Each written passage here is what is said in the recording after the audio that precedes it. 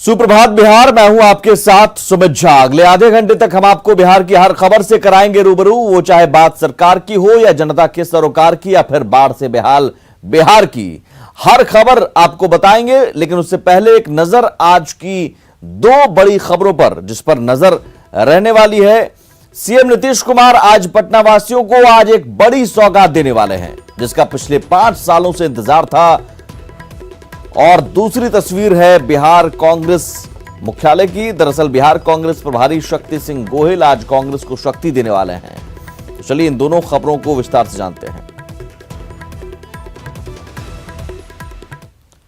राजधानी पटना के R block क्षेत्र में कई सालों से जाम और डायवर्जन झेल रहे पटना वासियों को अब इससे छुटकारा मिलने वाला है। दीघा आर ब्लॉक 6 लेन का मुख्यमंत्री नीतीश कुमार आज वीडियो कॉन्फ्रेंसिंग के जरिए उद्घाटन करने वाले हैं। इस फ्लाईओवर से विधानसभा, वीरचंद पटेल पथ और आयकर गोलंबर आसानी से पहुंचा जा सकेगा। साथ ही आयकर गोलंबर से वीरचंद पटेल पथ होते हुए विधानसभा, पुरानी सचिवालय, हज भवन होते हुए एयरपोर्ट पहुंचा जा सकेगा। इससे पटना के मुख्य मार्ग जवाहरलाल नेहरू मार्ग यानी बेली रोड पर गाड़ियों का दबाव काफी हद तक कम हो जाएगा।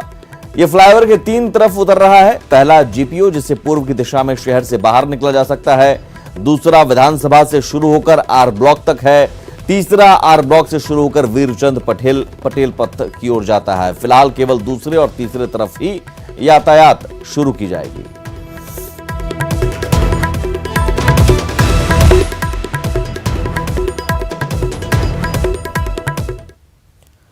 विधानसभा चुनाव के पहले कांग्रेस पहली बार आज चुनावी तैयारी की समीक्षा करेगी। बिहार कांग्रेस प्रभारी शक्ति सिंह गोहिल आज सदाकत आश्रम में चुनाव समिति और अभियान समिति की बैठक करने वाले हैं।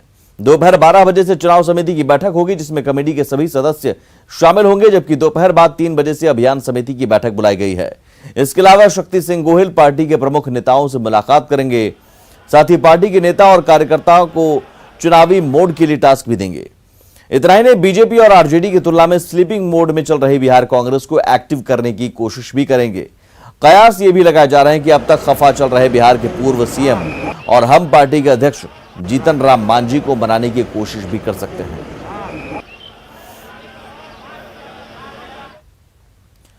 सुशांत मामले पर सीबीआई जांच की क्रेडिट लेने की अब होड़ मस्ती दिख रही है। कांग्रेस के बिहार प्रभारी शक्ति सिंह गोहिल ने कहा है कि सुशांत सिंह मौत मामले की जांच सीबीआई सही तरीके से करें, ताकि पीड़ित परिवार को न्याय मिल सके।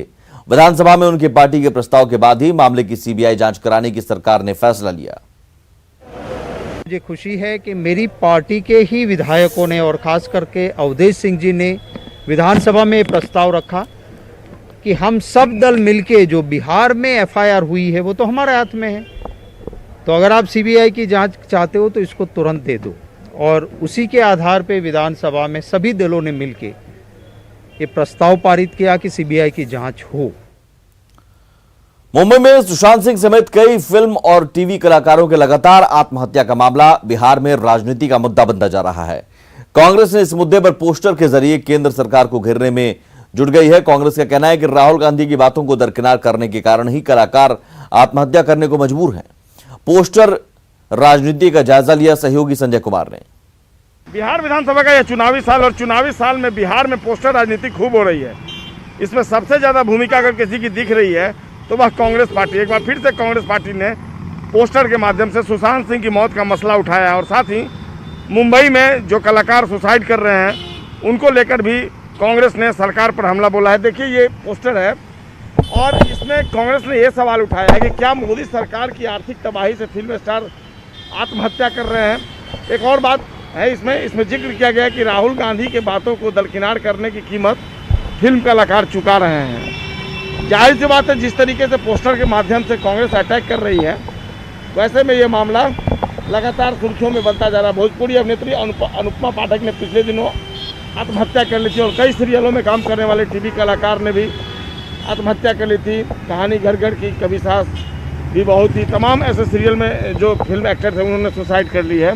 हम लोग तो सुशांत सिंह राजपूत के न्याय मांग रहे हैं। जो ईडी या सीबीआई के जो दुरुपयोग भाजपा जो करते रही है, उससे हम लोग को शंका है कहीं ये जो शिवसेना से मोल भाव सत्ता के न करने लगे हैं। इसीलिए हम लोग सुशांत सिंह राजपूत के प्रति हम लोग सम्मान रखते हैं। जांच तो यहाँ बिहार में भी कर रहे थे सृजन घोटाला का, तो जैसे ही जांच शुरू हुआ तो देखे नीतीश कुमार उधर चल गए। नीतीश कुमार देखे कि भाजपा के पाले में चले गए। ये तो ईडी और सीबीआई जांच सिर्फ सरकार बदलने के लिए करती है, केंद्र की मोदी सरकार। हम लोगों का मांग करना है कि इस मामले का निष्पक्षतापूर्वक जांच हो और सुशांत सिंह राजपूत को न्याय मिले। अपनी भावना है और ये चाहते हैं कि जो जांच हो रही है वो सम्यक तरीके से हो, निष्पक्ष हो, और जो सुशांत सिंह मौत का मामला है वह केवल राजनीतिक मोहरे के रूप में ही ना याद किया जाए। कैमरा पर्सन मनोज के साथ संजय कुमार, न्यूज़ 18 पटना। बिहार से कांग्रेस के राज्यसभा सांसद अखिलेश सिंह ने पटना एयरपोर्ट के रनवे को लेकर सवाल खड़े किए हैं। केरल के कोझिकोड में हुए प्लेन हादसे पर कहा कि कालीकट और पटना का रनवे पहले से ही एक्सीडेंट प्रोन है। पटना में बड़े जहाज अभी भी नहीं उतर सकते हैं। पटना का रनवे छोटा है, फिर 40 से 50 जहाज का आना जाना लगा रहता है। यहां सरकार के संज्ञान में भी है ये बात। पटना एयरपोर्ट को बिहटा में शिफ्ट करना पड़ेगा या उसे बढ़ाना पड़ेगा।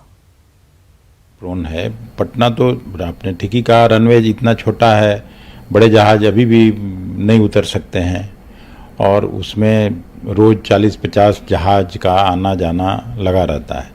तो जल्दी से जल्दी सबके संज्ञान में है, मुख्यमंत्री जी के संज्ञान में है, प्रधानमंत्री जी जानते हैं कि पटना एयरपोर्ट को या तो शिफ्ट करना पड़ेगा बिहटा में या उसको बढ़ाना पड़ेगा। तो अब इस एक्सीडेंट तो किसी के हाथ में नहीं है, लेकिन ये सब जो काम है जल्दी से जल्दी करना चाहिए पूरी सतर्कता के साथ। छपरा के मढ़ौरा में आरजेडी विधायक जितेंद्र राय का एक वीडियो सामने आया है जिसमें वो सीओ को सरेआम धमकी देते नजर आ रहे हैं। वीडियो में आप साफ साफ सुन सकते हैं कि विधायक अंचल अधिकारी के साथ कैसे बदतमीजी से पेश आ रहे हैं। दरअसल बाढ़ राहत के मामले में गड़बड़ी को लेकर विधायक नाराज थे और मढ़ौरा के सीओ को जमकर खरी खोटी सुना दी। सीओ के साथ बदसलूकी का वीडियो सामने आने के बाद विधायक ने सफाई दी है। उन्होंने कहा कि वे जनता के प्रतिनिधि हैं और कोई बदसलूकी उन्होंने नहीं की। मैं एक जनप्रतिनिधि हूँ और जनता की आवाज को उठाना मेरा प्रथम कर्तव्य है, और हमको लगा कि मढ़ौरा के तमाम लोग इस बार में त्राहिमाम कर रहे हैं, तो हमने उनको बताने का काम किया कि आप इस काम को कीजिए। ऐसा कोई ना सीओ साहब से मेरा झगड़ा लड़ाई है ना कोई विषय है, वो जो समस्या था उसको हम बताएं।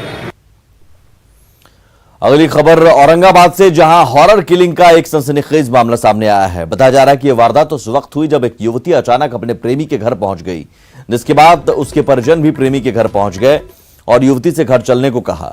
लाख कोशिश के बाद भी जब युवती घर नहीं गई तो भाई ने गुस्से में आकर चाकू से गोदकर उसकी हत्या कर दी। इतना ही नहीं, प्रेमिका के भाई नीरज ने प्रेमी पर भी चाकू से हमला कर उसकी भी हत्या कर दी।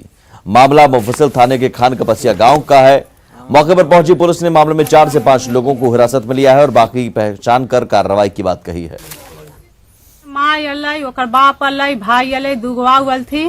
तो भैया बापा कहले कि तोरा का करे लहाऊ, तो हम ना जबू, हम यहीं रहबो ना जबो। इतना ही में मार दिलक भैया बहनी के, मार दिल एकदम पूरा गिला से पास कर दिलक आ गिर गए वो एकदम अथी। चाची से चक्कू? हाँ चक्कू, एते गो चक्कू है। एसडीपीओ घटनास्थल पे गए हुए हैं, थाना प्रभारी इंस्पेक्टर वहाँ पर हैं, जांच कर रहे हैं। ऑनर किलिंग की बात अभी तक सही पाया गया है। लड़का और लड़की का जला लाश पुलिस ने बरामद किया है और कांड दर्ज कर उसमें अनुसंधान किया जाएगा। बिहार में बाढ़ के क्या हालात हैं, कहां मिनीगन फैक्ट्री का खुलासा हुआ, किस विधायक ने अधिकारी से बदसलूकी की, ये भी हम आपको बताएंगे। लेकिन अब खबर वैशाली से। वैशाली में जमीन विवाद में तीखी नोकझोंक के दौरान एक शख्स ने दूसरे पर चाकू से हमला कर दिया, जिसके बाद परिजनों में अफरा तफरी मच गई। इस वारदात की पूरी तस्वीर एक मोबाइल में कैद हो गई। यह तस्वीर भगवानपुर की है, जिसमें आप साफ देख सकते हैं कि गजेंद्र कुमार नाम का एक शख्स आता है और कुछ इशारा करता है। तभी महिला से उलझ रहे शख्स ने उसके पेट में चाकू मार दिया, जिसके बाद वो मदद के लिए गुहार लगाने लगता है। वारदात के बाद परिजनों में कोहराम मच गया।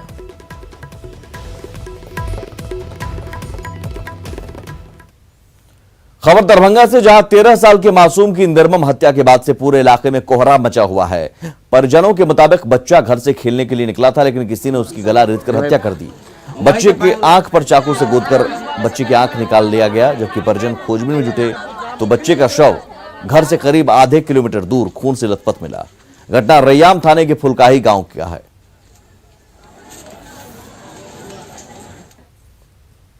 यहाँ पता चला है जो कि बच्चा हमारे गांव के ही नज़दीक में, गांव में ही बच्चा को मर्डर करके फेंका गया था। आँख तो हम देखे हैं वहाँ जा करके, जो देखा गया है जो कि आँख में भी ऐसा किया गया है जो कि आँख पता नहीं चल रहा है जो कि आँख निकाला गया है क्या है, लेकिन आँख में गोदा गया है और गला कटा हुआ है बच्चा का। ये निर्मम हत्या है। जैसे ये सूचना मिली थी तो तुरंत इस पर हम लोग ने अनुसंधान अपना स्टार्ट कर दिया था। STPO सदर घटनास्थल पे स्वयं गए थे, मैं भी घटनास्थल पे स्वयं गया था। हम लोग ने वहाँ पे छानबीन चालू कर दी थी। इस घटना में अभी तक शक के आधार पे हम लोगों ने कुछ लोगों को डिटेन किया है, उन लोग से लगातार पूछताछ हो रही है। और इस घटना में भी मैंने STPO सदर के नेतृत्व में एक टीम गठित की है। ये टीम इस पर लगातार काम कर रही है और हम लोग जल्द ही इसका उद्भेदन करेंगे। सहरसा पुलिस ने अवैध हथियार निर्माण से जुड़े एक बड़े रैकेट का खुलासा किया है। पुलिस ने 2 जगहों पर छापेमारी कर एक मिनी गन फैक्ट्री का खुलासा किया है। पुलिस ने इस दौरान भारी मात्रा में तैयार और अर्धनिर्मित हथियार के साथ ही भारी मात्रा में कारतूस, मैगजीन और हथियार बनाने के कई उपकरण बरामद किए हैं। जिला पुलिस और STF की टीम की ज्वाइंट ऑपरेशन में कामयाबी मिली है। मिनी गन फैक्ट्री मामले में पुलिस ने 3 तस्करों को गिरफ्तार किया है। SP ने इस मिनी गन फैक्ट्री का तार मुंगेर से भी जुड़ने का शक जताया है, जिसकी जांच की जा रही है। 3 राइफल, 1 पिस्टल, 2 कट्टा है। इसके अलावा काफ़ी मात्रा में अर्धनिर्मित हथियार हैं, जिनकी बैरल है, मैगजीन है और 2 काफ़ी बड़ी बड़ी मशीनें हैं, ड्रिल मशीन, लेंथ मशीन है, गारेंडर मशीन है और भी जो अन्य मशीन और जो टूल्स प्रयोग में आते हैं अवैध हथियार बनाने में, उन सबको जब्त किया गया है। काफ़ी मात्रा में कारतूस भी बरामद किए गए हैं और एक स्कॉर्पियो भी। जानते हैं अब सहरसा के जमालपुर गांव में जिस मिनी गन फैक्ट्री का खुलासा हुआ है, वहां से पुलिस को क्या क्या बरामद हुआ है। मिनी गन फैक्ट्री से पुलिस को 2 राइफल मिले हैं मिनी गन फैक्ट्री के खुलासे के बाद। इसके अलावा 2 देसी कट्टा भी बरामद किया गया है। कई सारे हथियारों की तस्वीरें भी आपको हम दिखा रहे हैं। वहीं 1 पिस्टल भी बरामद किया गया है मिनी गन फैक्ट्री से, जबकि 13 कारतूस मिले हैं मिनी गन फैक्ट्री से और एक लेथ मशीन और एक बड़ी माइनिंग मशीन भी बरामद की गई है। एक लेथ मशीन और एक बड़ा सा माइनिंग मशीन बरामद किया गया है। इसके अलावा एक ड्रिल मशीन भी बरामद किया गया है। वहीं मिनीगन फैक्ट्री से 53 पिस्टल और लोहे का प्लेट मिला है, जबकि अर्ध निर्मित पिस्टल का 24 बैरल बरामद किया गया है। सहरसा की मिनीगन फैक्ट्री से 4 मोबाइल और एक स्कॉर्पियो भी बरामद हुआ है। वहीं मौके से पुलिस को मोटरसाइकिल भी मिला है। बात बाढ़ की। बिहार में बाढ़ की मार थोड़ी कम हुई है, लेकिन कई नदियां अब भी उफान पर है और तटबंधों पर लगातार दबाव बना हुआ है। ऐसे में सरकार लगातार बाढ़ के हालात पर नजर रखे हुए है। सीएम ने लगातार दूसरे दिन बगहा के बाद सुपौल में बाढ़ प्रभावित इलाकों का हवाई सर्वेक्षण किया, अधिकारियों को अहम निर्देश दिए। वहीं कई जिलों में बाढ़ के बाद जलजमाव से स्थिति नारकीय बनी हुई है।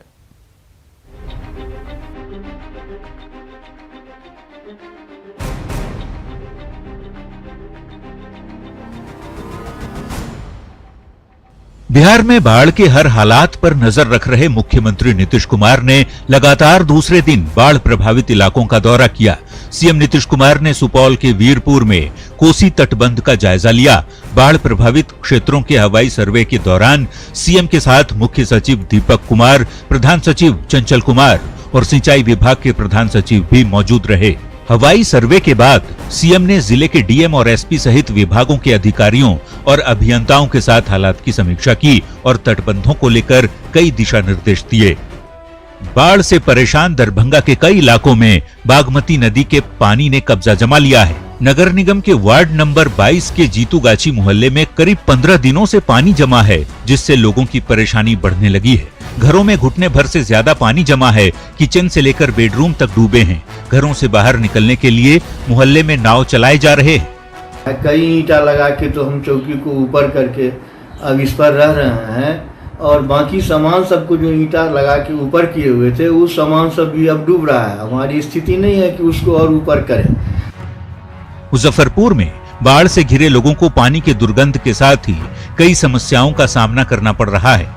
बूढ़ी गंडक के बाढ़ से घिरे विजय छपरा इलाके में लोगों को शौचालय, पीने के पानी की समस्या हो रही है, तो सामुदायिक किचन में एक ही समय खाना दिया जा रहा है। विजय साहब बोले कि हम 2 दिन के खाना देंगे 2 टाइम को, और खाना न पहुंच पाने के कारण हम लोग 1 टाइम खाते हैं।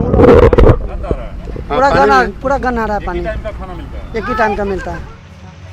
समस्तीपुर में कल्याणपुर प्रखंड के कई पंचायत बाढ़ की चपेट में। चकमहेशी के 0 माइल के पास से बागमती नदी का पानी ओवरफ्लो होकर तेजी से हर रोज नए नए इलाकों में फैल रहा है। बाढ़ ने जगदीश पारण गांव को भी अपनी चपेट में ले लिया है। हजारों एकड़ में लगी धान की फसल पूरी तरह बर्बाद हो गई है। स्थिति गंभीर है सर, जैसे पानी के बाढ़ जो घुस गया से हम लोग को कोई सहारा नहीं मिल रहा है, न पन्नी है न कोई चीज दे रहा है, मुखिया उखिया कोई नहीं खोज रहा है। खगड़िया में बाढ़ का कहर लगातार जारी है। जिले के 116 गांव में करीब 1 लाख से अधिक लोग प्रभावित हैं। हालात ये हैं कि बड़ी संख्या में लोग घर-बार छोड़कर बांधों पर शरण लिए हुए हैं, जबकि कुछ लोग चारों तरफ पानी होने के चलते घरों में ही कैद हैं, जिन्हें कई परेशानियों का सामना करना पड़ रहा है। Bureau report, news 18। समस्तीपुर में भी प्रखंडों के 39 पंचायत बाढ़ की चपेट में हैं, जिसमें 18 पंचायत पूरी तरह से प्रभावित हैं। जिले से होकर गुजरने वाली नदियां अब भी खतरे के निशान से ऊपर है। करेह नदी के तटबंध पर भी लगातार दबाव बना हुआ है। ऐसे में जल संसाधन मंत्री संजय झा ने विभागीय अधिकारियों के साथ बरियाही घाट का जायजा लिया और बांध पर तैनात विभाग के पदाधिकारियों से नदी के दोनों तटबंधों की स्थिति की समीक्षा की और कई अहम निर्देश दिए। इस बार तो डॉबल लेवल बना के देख रहे हैं, बोरा वोरा दे के काफी बचाया है। बहुत दिन रात एक काम करके, और ग्रामीणों का भी बहुत बड़ा सहयोग रहा है। अगर उनका सहयोग नहीं रहता तो मुश्किल था इसको बचाना। अब पानी भी 87 को पार कर गया है, इतनी बारिश हुई है। हम लोग लगे हुए हैं, आज मैं खुद भी देखा हूँ। और हाजीपुर और वैशाली के कई गांव में बाढ़ से लोग परेशान हैं। घर में पानी घुस चुका है, लेकिन लोगों तक कोई मदद नहीं पहुंच पा रही है। वैशाली के खिरकहिया गांव के लोग इस बात को लेकर परेशान हैं कि घर में पानी घुस चुका है, घर का सामान बर्बाद हो चुका है, लेकिन कोई सुध लेने नहीं आया। कैसे घर चलेगा, कैसे खाना बनेगा? इलाके का जायजा लिया हमारे संवाददाता आनंद अमृतराज ने। देखिए, इस वक्त हम हाजीपुर संसदीय क्षेत्र में, लेकिन वैशाली के इलाके में हैं और हम आपको तस्वीर दिखा रहे, लगातार हम आपको तस्वीर दिखा रहे हैं कि बाया नदी की वजह से कई गांव में बाढ़ का पानी घुस चुका है, लोग परेशान है। ऐसे ही खिरकहिया गांव में हम पहुंचे हुए हैं, जहां पे आप देख रहे हैं कि घर लगभग कमर भर पानी तक डूबा हुआ है और इसी में लोग रहने को विवश हैं। और ये तस्वीर है खिरकहिया गांव की, और देख रहे हैं चापाकल भी डूब चुका है, पानी का भी कोई इंतजाम नहीं है। बिल्कुल पानी चल रहा है कि नहीं चापाकल से? देखिए, ये तस्वीर है खिरकहिया गांव की। हम कोशिश कर रहे हैं इन तक पहुंचने का। खिरकहुआ कैसे रह रहे हैं पानी में? रुके, क्या नाम है? कृष्णदेव कुमार पासवान। अच्छा कृष्णदेव जी, क्या स्थिति है? घर में तो पूरा अंदर भी पानी जा चुका है, पूरा गोर अंदर से दलदल हो गया है। चलो दिखाओ अपने आप। क्या नाम है अपने? क्या नाम है? सीता देवी। सीता देवी के घर के बाहर पानी और सीता देवी के घर के अंदर हम आपको तस्वीर दिखा रहे हैं। जी बिल्कुल, आइए इधर आइए। देखिए, हम आपको तस्वीर दिखा रहे हैं, 2 तस्वीर। घर के बाहर पानी और घर में थोड़ी सी जगह बची हुई है जहां पे ये पूरा परिवार इस वक्त है। एक तो कोरोना का संकट, ऊपर से बाढ़, और देखिए घर के पिछला के इलाका देखिए, ये आंगन है। इस आंगन में देखिए पानी प्रवेश कर चुका है लगभग कमर भर पानी में। और स्थिति यह है कि लोग किसी तरीके से घर में किसी तरीके से छुपने की कोशिश कर रहे हैं, क्योंकि घर के आंगन में पानी प्रवेश कर चुका है, घर के बाहर पानी प्रवेश कर चुका है। हाजीपुर और वैशाली का इलाका, उसमें कई गांव बाढ़ से बुरी तरीके से प्रभावित हैं और सरकार को चाहिए कि जल्द से जल्द उन लोगों तक मदद पहुंचाए, ताकि उनकी समस्या जो बढ़ रही है उस समस्या से कुछ निजात मिल सके। क्योंकि जब तक बाढ़ का पानी उतरेगा नहीं, तब तक समस्या पूरी तरीके से खत्म नहीं होगी। लेकिन फिर भी इनकी सरकार को चाहिए कि ऐसे बाढ़ प्रभावित इलाकों में जल्द से जल्द मदद पहुंचाए। कैमरामैन सुबोध के साथ आनंद अमृतराज, न्यूज़ 18 नेटवर्क, खिरकहिया, वैशाली। गोपालगंज को पूर्वी और पश्चिमी चंपारण से जोड़ने के लिए बंगरा घाट महासेतु का निर्माण कार्य जहां अंतिम दौर में है, वहीं आगामी 12 अगस्त को सीएम नीतीश कुमार इस महासेतु का पटना से रिमोट कंट्रोल के जरिए उद्घाटन करेंगे। इस महासेतु का निर्माण भी बिहार राज्य पुल निर्माण निगम ही करा रहा है। बावजूद इसके 70 घाट महासेतु की तरह इस मेगा ब्रिज के निर्माण में भी लापरवाही बरती जा रही है। ग्रामीणों के मुताबिक मेगा ब्रिज के निर्माण के दौरान अप्रोच रोड के दोनों तरफ न तो बोल्डर दिया गया और न ही मानक को ध्यान में रखकर काम किया जा रहा है, जिसे लेकर ग्रामीण आक्रोशित हैं। करीब 508 करोड़ की लागत से बन रहा बंगरा घाट महासेतु का काम अभी पूरा भी नहीं हुआ, बावजूद उद्घाटन की तैयारी की जा रही है। अगर कोई बड़ा हादसा होता है तो उसकी जिम्मेदारी कौन लेगा? हम लोगों को शौक नहीं था ये रोड जाम करने का। यहाँ पर जो 200 वर्ष से जो जुड़ा हुआ गांव था, एक गांव को ये लोग 2 पार्ट में कर दिए। यहाँ पर पैदल चलने का रास्ता नहीं है। दूसरा कि इस पंचायत के जीवन रेखा जो ये बोल्डर है जिसे कटाव नदी को रुकता है, उसको ये कंपनी के लोगों ने मिट्टी काट करके अपना शेड बना दिया है।